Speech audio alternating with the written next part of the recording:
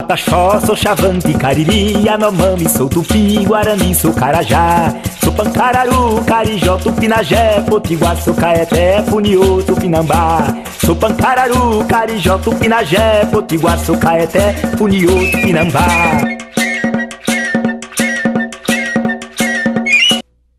O que você sabe sobre o índio brasileiro? Não sei responder nada não. O índio? Nada. Não sei. Do índio eu não entendo nada não, de índio. O índio acho que seria uma pessoa que deve existir, né, no Brasil. No norte do Brasil ainda existe, acho que no Nordeste. No Goiás, né, na Amazônia.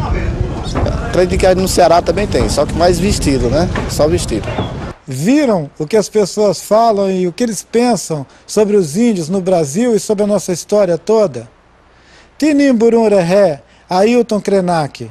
O meu povo é Krenak, o meu nome é Ailton. E nós temos uma reserva lá no Vale do Rio Doce, em Minas Gerais, divisa com o Espírito Santo. Veja o que as pessoas continuam pensando e falando sobre os índios. O que eu aprendi sobre o índio? Ai, meu Deus, não sei te responder não, Vici, agora eu tô tão assim. Eu aprendi sobre a cultura dele, como é que ele vive. O tradicional que ensinam nas escolas. Cultura, um pouco de cultura, entendeu? Habitantes. Do tipo de caça, pesca. As mulheres limpam as casas para quando os índios chegarem. Se ensina qual é a contribuição do índio para a nossa civilização. Comida, na comida, nos artefatos, né? Infelizmente se ensina isso. Porque quando a gente estuda história, infelizmente a gente vê o índio no geral, né? O índio como pessoa, é a cultura, o modo de vida. Não tem um aprofundamento. No descobrimento do Brasil, os índios estavam lá, os europeus chegaram, escravizaram os índios e era sempre assim que a gente via todo ano. Eu aprendi como eles eram antigamente e como que aconteceu quando os portugueses chegaram e tal, a história do Brasil, assim. O índio não existe, o índio é no passado, índio é aquele outro. Então eu refiro que a escola é um ponto de contato, mas pensando bem, a comunidade, o professor, os alunos, os pais dos alunos, as pessoas competentes na direção desse trabalho têm que ter uma consciência de respeitar os trabalhos que acontecem naquelas comunidades. Então eu vejo que a escola é um ponto de referência.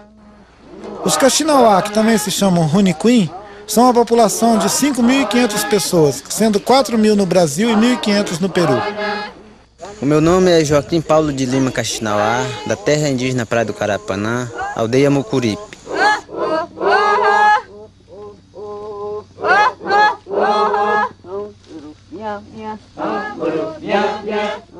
No primário, assim, na pré-escola primário, eles ensinavam que os índios eram bichos, assim, como se fossem bichos, assim, né? Vestia roupa de penas, né? Atirava com a flecha, assim, né? Você aprendia que o índio era mau, matava e atacava, essas coisas todas. Mas era tudo ao contrário do que diziam. Entendeu? Geralmente é o branco que ataca para pegar terra, pegar minério, essas coisas todas. A gente fica brabo quando eles estão querendo entrar, querendo invadir a nossa terra. A gente fica brabo. Por que nós estamos ficando brabo? Porque eles trazem doença. Quando chega o branco mal, eles matam a gente. É por isso que a gente fica com raiva. Se não tiver outro problema assim ruim para os índios, a gente gostaria muito. A gente gostaria, são amigos. Nós somos amigos dos brancos, mas nós queremos ficar amigos do longe. Os Yanomami, que vivem nos estados do Amazonas e Roraima, são uma população de 22.000 pessoas distribuídas entre Brasil e Venezuela. Meu nome é Davi Cobenau Yanomami. Meu povo é Yanomami. Eu moro no Atorique. Os brancos que ficam próximos da gente, capital é Boa Vista, Roraima. que eu costumo ver na TV é que os índios, hoje, para o tempo de hoje, os índios estão sendo muito massacrados. Infelizmente, só notícia mal com relação ao índio. É o que nós temos vindo. Sobre índio, só discriminação. Discriminação, tudo violência contra o índio. Nada positivo para o índio. A gente sempre vê na televisão eles reivindicando alguma coisa, mas nunca a gente sabe se eles foram atendidos, né? Mas o que o índio realmente eles deixaram de hereditário aqui, o que eles têm de bom, o que eles mostram, o trabalho, a cultura dele, não é muito mostrada. A cultura indígena no Brasil não é divulgada à altura do que precisa ser. As pessoas têm que começar a descobrir o que a gente tem mesmo. Mas de uma maneira assim, de deixar nós falar o que a gente... Não que eles venham aqui saber o que está acontecendo aqui dentro de qualquer jeito. Eu acho que eles vão ter que ouvir a gente falar. Eles têm muito que aprender com nós.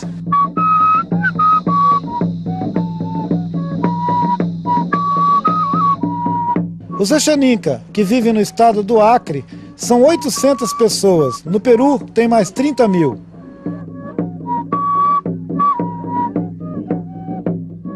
Bom, eu sou Francisco Bianco, nome na língua indígena é Xanxa, sou do povo Exaninca, sou daqui do Rio Amônia, no estado do Acre. Você é índia? Sou. Eu tenho orgulho de ser. Sou. Você respondeu assim tão pensando? Porque eu me considero, porque eu sou uma índia, porque eu sou descendente de índia, né? Não, senhora. Mas o senhor é parecido? Sou descendente de índio. Descendente de índio. Acho que não, né? Eu sou índio, sim. Tenho orgulho de ser índio. Tenho orgulho de ser índio porque nasci aqui na tribo. Meus avós antepassados eram índios. Eu sou índio. Agora só porque eu uso bigode, eles dizem que eu não sou. Eu queria saber se você é índia. Não. O que você é? Eu sou índia porque eu sou do Amazonas, né? Só isso. Oi, tem vários índios que se sair da aldeia fora que diz assim, é índio, eles não querem dizer que é índio não. Não quer? Não quer ser não. E outros que não é índio, desejam ser índio. A coisa é assim. Quem é índio, filho da terra, não tem deles que não querem ser índio. E outros que não querem ser índio. Porque diz que o índio, por o mundo, era discriminado. Se fosse dizer que era índio, não tinha chance, não tinha vez. Índio que era índio, era de menor.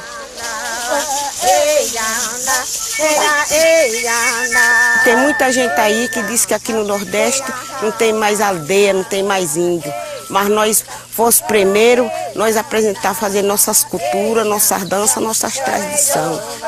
Os Pancararu, que são a população de 5 mil índios, ocupam 8 mil hectares de uma reserva de 14 mil que deveria ser destinada a eles integralmente.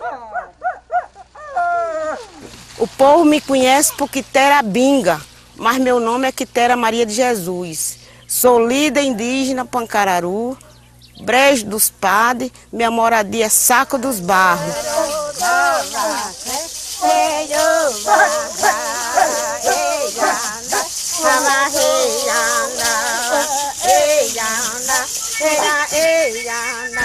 Eu acho que o índio é uma pessoa igual a nós, né?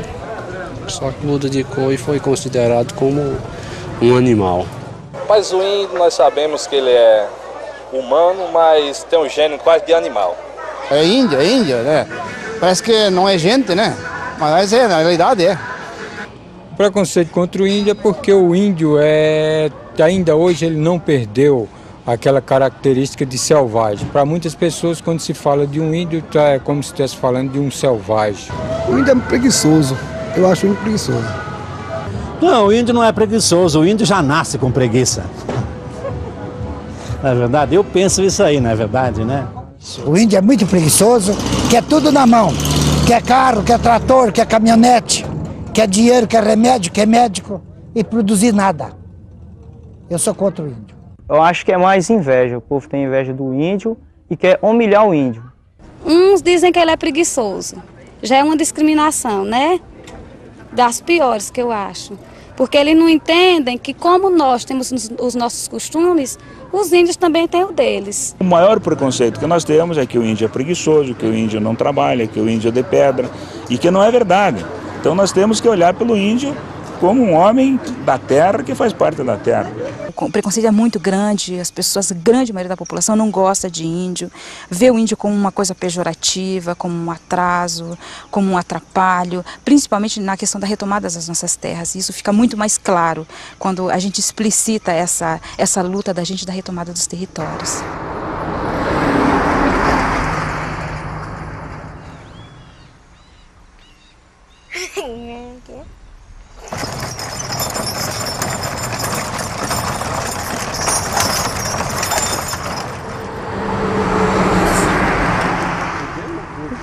Eu sou a Zilene Crim Inácio, sou da etnia Caingangue, eu sou formada em Sociologia pela Pontifícia Universidade Católica do Paraná. Eu nasci numa terra indígena no Rio Grande do Sul, terra indígena Carreteiro. O povo Caingangue é um dos maiores povos em número de pessoas das regiões sul do país, Rio Grande do Sul, Santa Catarina e Paraná. E uma das maiores do país também. Nós somos o segundo ou terceiro povo mais numeroso do Brasil. Eu acho que índio é aquele que caça, índio é aquele que pesca. Que é um homem assim, seminu, com um cocar na cabeça, fazendo essas coisas. Que eles usam aqueles negócios grandes nos lábios, usam aquelas argolas no nariz. Isso pra mim é um índio. Mas tem índio assim, que a gente vê assim, que parece, às vezes parece, entendeu? Mas não é. Isso pra mim não é ser índio. Índio, pra mim, é ver aquele índio mesmo, falar com a gente não entender nada, usar aquelas argolas no nariz, aqueles lábios, assim, com aqueles pratos, não sei o que era, nos lábios. Isso, pra mim, é um índio de verdade. Irmã, dia para checar de nesta pura água borta, Minas Gerais, Minas Gerais, eu sou Zezinho Machacali, nascido aqui em Machacali de Água Boa, do estado de Minas Gerais, do município de Santa Helena de Minas. Os Machacali, que são uma população de aproximadamente 800 pessoas, vivem um contato de mais de 300 anos, mas continuam falando quase que somente a sua língua.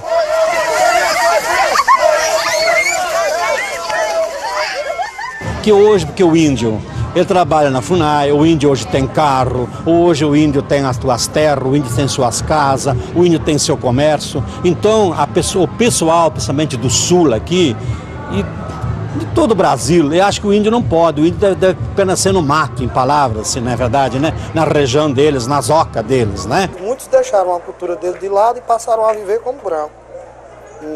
Produtos importados, antena parabólica, TV colorida, carro importado. É isso que eu acho que está acontecendo com o brasileiro. Pessoal, aqui são caboclos, eles votam. Faz tudo igual o branco, não é índio. O senhor acha que quando a pessoa sai da aldeia, vem para a cidade, começa a trabalhar, estudar, deixa de ser índio? Eu acho. Muita gente, quando começou a organização indígena aqui no Rio Negro, por exemplo, muitos diziam que eles não eram índios. Pensava que saber escrever, falar português, deixava de ser índio. O que a gente fomos? Fomos muito atrás, batendo, por exemplo, quando a gente fala assim, não. E como é que alguém vem lá de longe, ou de outros países, vai chegar aqui, ele vai ser alemão, vai ser espanhol, vai ser não sei o que, ele não vai deixar de ser. Só porque pisou na terra indígena, ele vai ser índio, não. Então nós também somos assim. Para onde a gente for, a gente vai ser índio. A gente pode ser doutor, aviador, o que for, mas sempre a gente vai ser índio. Falar nossa língua, saber da nossa cultura e da nossa história. Os Baniwa, que vivem no Alto Rio Negro, são uma população de 4.000 pessoas no Brasil e mais 12.000 na Colômbia e Venezuela.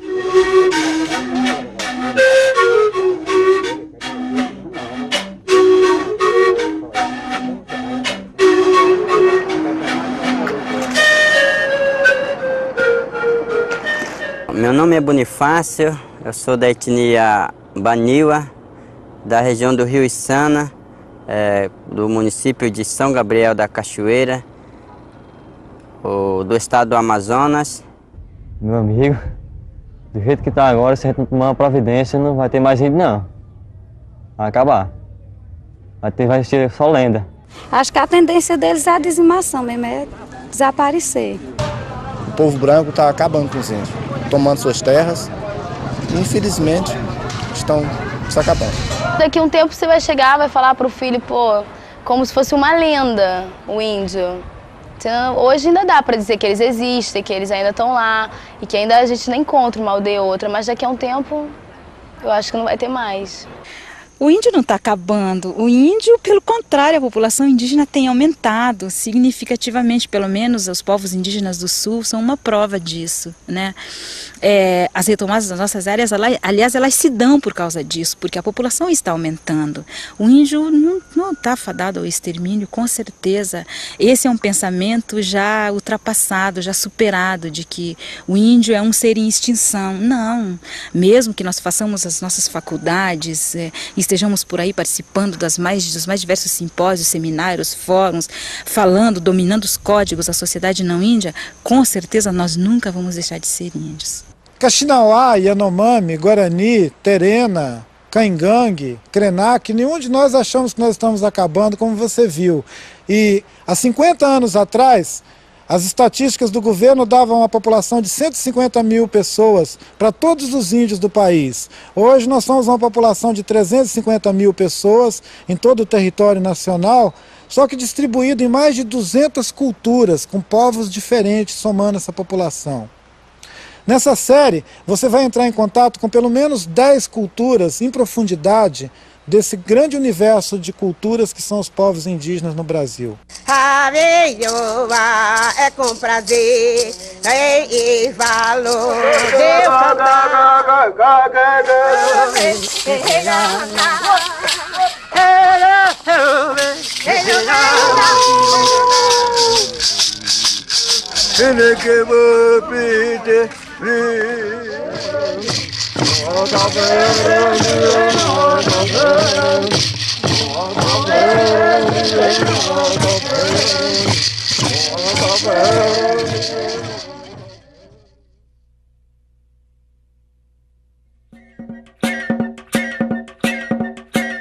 Sou Pataxó, sou Xavante, Cariri, Yanomami, sou Tupi, Guarani, sou Carajá. Sou Pancararu, Carijó, Tupinagé, Potiguar, sou Caeté, Funiô, Tupinambá.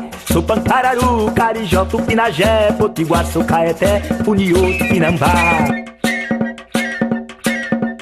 São mais de 200 povos indígenas vivendo pelo Brasil afora, em todo o território nacional. Você já pensou em que idioma ou que língua que essa gente se comunica? São mais de 180 línguas, além do português, falados aqui no Brasil ainda hoje. Apesar de toda a repressão histórica que se abateu sobre as nossas tribos, proibindo a língua, através de missões religiosas, através da ação do Estado mesmo e dos nossos vizinhos, que sempre inibiram o nosso povo de expressar sua cultura, especialmente de falar sua língua.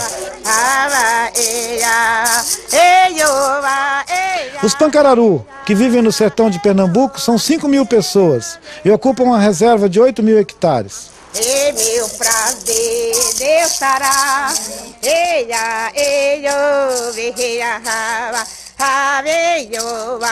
É com prazer e valor de eu cantar. Sou Quitera Maria de Jesus, conhecida por Quitera Binga. Então, nós perdemos a língua, mas eu vou transmitir aqui umas 2 palavras. Nós aqui Pancararu, nós para dar um bom dia, nós diz caruca. Então, nós para ir embora, a gente diz caruca butuna. Os Pancararu, que vivem no sertão de Pernambuco, numa reserva que chama Brejo dos Padres, eles foram reunidos aí em 1802 pela missão jesuíta, que foi catequizar esse povo. Em suma, mudar a sua língua e os seus costumes. A missão do jesuíta era fazer os índios falar o português, entender o mais rápido possível, isso a qualquer custo. Ou a pressão, iludindo para dar presente, dar roupa, dar espelho. E aquele índio que aprendesse o português o mais rápido possível, então ele tinha uma grande recompensa, não fosse em dinheiro, mas que era recompensa, mais roupa, em presente, e cada um que se interessasse. O interesse por presente ou por ganhar alguma coisa para desenvolver a língua portuguesa, sem prever o futuro que podia prejudicar as futuras gerações, aí foi isso aí que nos prejudicou a nossa língua pancararu.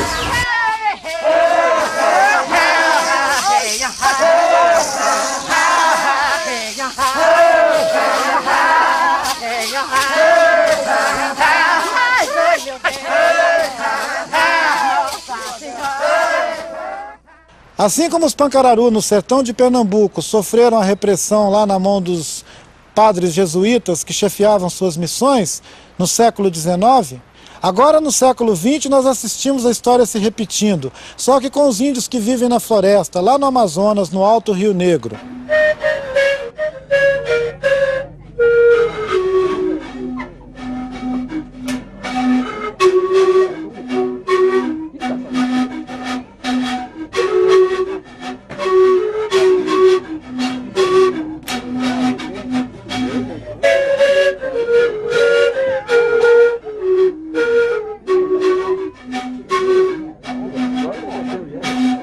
Rânio Pitanã, Bonifácio, Baniwa, Adalian Hanan, Inucadarra, Rio Negro, Urquité. Nós indígenas aqui do Rio Negro falamos várias línguas, como eu, por exemplo, eu falo Baniwa, falo Nhengatu, falo português, entendo um pouco de espanhol e falo curipaco também. Então são as línguas que a gente fala e aqui normalmente o indígena tem que falar 1 ou 3 línguas para poder se comunicar, porque nós somos 22 povos diferentes, geralmente é natural que a gente fala 3 línguas além de português, que é língua nacional. Uns anos atrás, sabe, vêm os missionários, entendeu? Aí eles dizem assim, olha, porque falávamos o tupi, isto é nós baré. Aí depois como é idioma tupi, é idioma brasileira, né? Nós deixamos o tupi, o baré para falar o tupi. Vem a civilização, larga-se o tupi para falar o português. E agora? Língua geral ela não fala. Pois é. E aí foi sumindo as nossas línguas, vamos dizer, as nossas gírias. Pois é. É isso que sucede. Bom, eu fiquei preocupado, porque na verdade eu sendo baré estou falando uma outra língua. Por quê que eu quero falar a minha língua, por exemplo? A língua baré realmente se extinguiu, né? E na verdade essa língua Nhengatu, que a gente chama por aqui, acabou sendo língua geral, né? Ela foi introduzida de fato, né? Foi introduzida pelos missionários e comerciantes. Foram 8 anos de internato, eu passava 45 dias por ano em casa. Esse internato é da missão, né?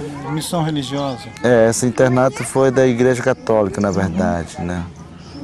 Que a gente era obrigado, assim, a falar português, deixar de lado a cultura, deixar de lado a língua materna. Todo mundo falava só língua geral, entendeu? Não tinha jeito da pessoa falar o português, porque todo mundo falava a mesma língua, sabe? A não ser os tucanos, Baniwa, que chegavam com uma língua diferente, aí a gente tinha que traçar o português com eles, porque nem eles entendiam a nossa língua, nem nós deles. O tucano, por exemplo, foi muito utilizado na escola. Então, quer dizer, outras línguas, tariano, piratapuia, uanano, a gente deixava de falar aquilo para falar uma língua indígena para se comunicar com os outros além do português. A gente não podia, vinha chegando algum padre, alguma outra pessoa branca, a gente falava português, tá? Mas ele saía de perto, a gente tocava a nossa língua. Certo? Mas era proibido, sim. Então era um sistema assim, muito, muito rígido. Então, ou você falava com os companheiros na língua indígena escondido, ou você era submetido a uma pena, né?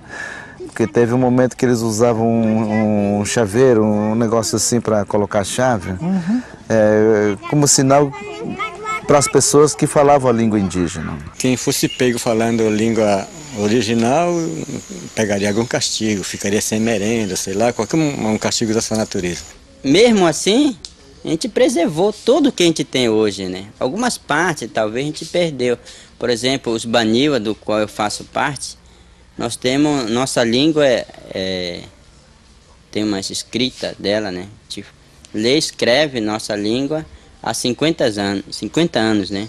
A gente tem essa língua escrita, a gente, qualquer um velho lê, escreve na sua língua. Eu me rebelei naqueles anos, muitas vezes eu fazia de propósito, falava na língua indígena, então cansei de pegar esse chaveiro e guardar comigo, né?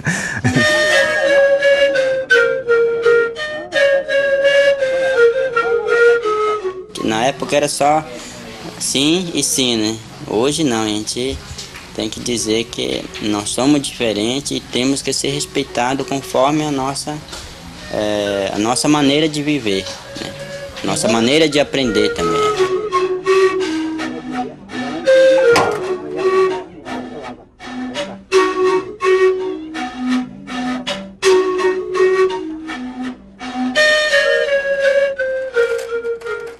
Você viu como é que foi pesada a repressão aos índios lá no Alto Rio Negro. Mesmo assim, você pode observar também que eles ainda falam mais de 20 línguas tradicionais deles lá naquela região, além do Nhangatu, que foi introduzido pelos jesuítas, o português e o espanhol da vizinhança. No sul do Brasil, essa repressão à língua foi feita pelo Serviço de Proteção aos Índios, os funcionários do governo, pagos para atrapalhar a vida dos caingangue, como você vai ver agora.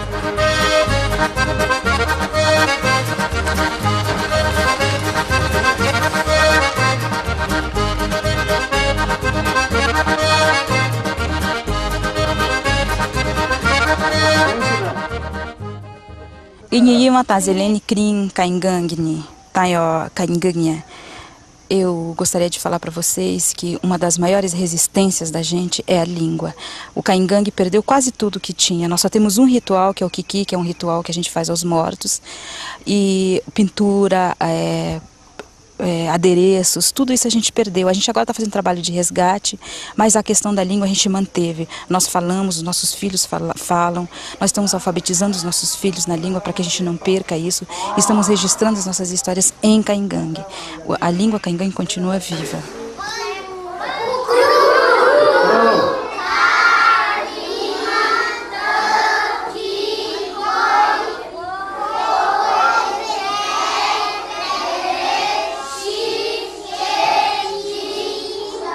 Eu me lembro alguma coisa de SPI, das escolas do SPI, por exemplo, a repressão à língua, a proibição de falar, né? Porque o SPI, o pessoal, os militares colocavam pra gente como uma coisa feia falar a nossa língua, né? Falar o Kaingangue é uma coisa feia, falar o português é uma coisa bonita.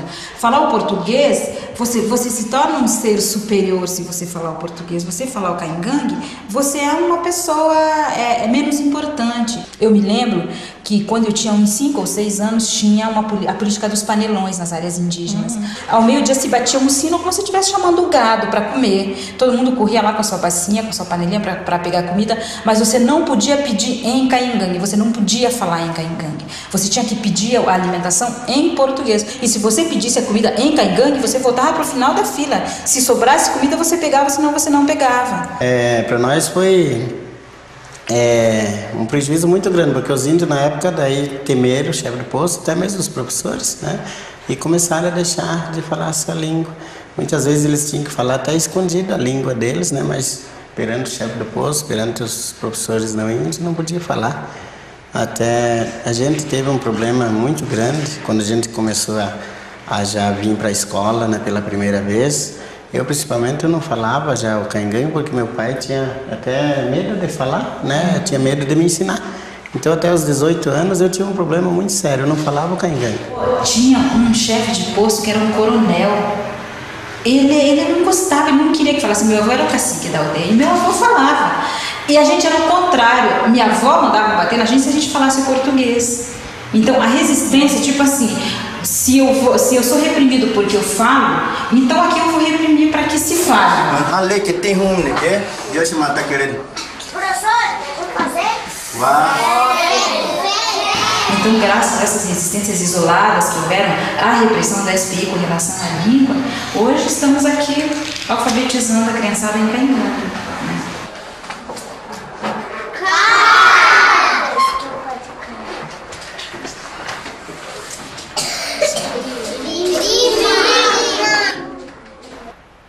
Uma conquista importante do final da década de 80 para o povo indígena foi botar na Constituição nosso direito a continuar falando nossas línguas diversas, mantendo a diversidade cultural, ensinando isso nas nossas escolas e obrigando o governo a apoiar nossas iniciativas nesse sentido.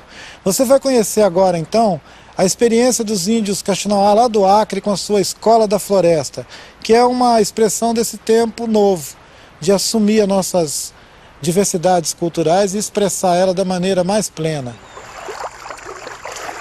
O professor Joaquim Maná é um dos mais antigos professores Kaxinawa do Acre. É autor de alguns livros e um dos principais pensadores da Escola da Floresta.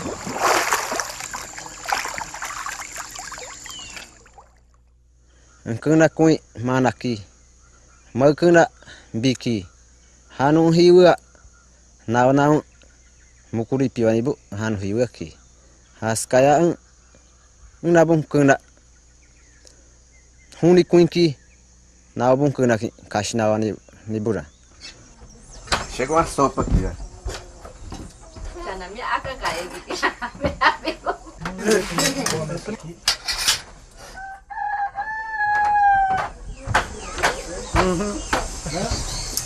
Eu acho que a escola é um ponto de referência de você ter vários contatos da língua portuguesa, de outra cultura, da sua própria cultura, da sua língua escrita e talvez até alternativas econômicas você pode planejar junto com os alunos, pais dos alunos, o que realmente aquela comunidade está decidindo a fazer.